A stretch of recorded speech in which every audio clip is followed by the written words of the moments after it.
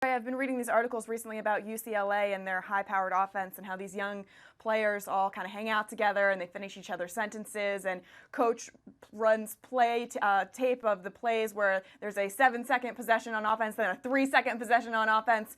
Not much mention of the defense, though, and I feel like that could be a little bit of a concern when you give up 96 points. How concerned should they be?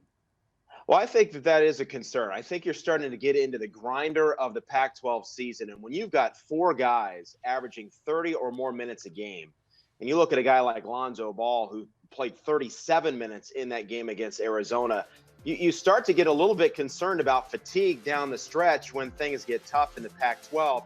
Do you have a deep enough rotation? Do you have a deep enough bench where you can spell these guys in close games and give them a breather instead of kind of running the tank out on them down the stretch? So I think that could be a concern, especially in the second half of games throughout this season on the defensive end. That's oftentimes because they're so spent in trying to keep pace and run those kind of quick paced offensive sets in the half court and try to move the ball up the floor. You know, if the teams are physical against them on the defensive end and the offensive end as well, I mean, it could really kind of really take its toll, especially late in ball games the rest of the way.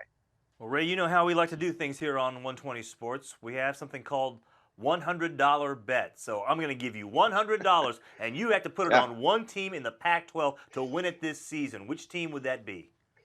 Well, I kind of gave it away, I guess, a moment ago. I think now with the return of Trier, and also you've got Parker Jackson Cartwright, who is now back in 100% full strength after that high ankle sprain.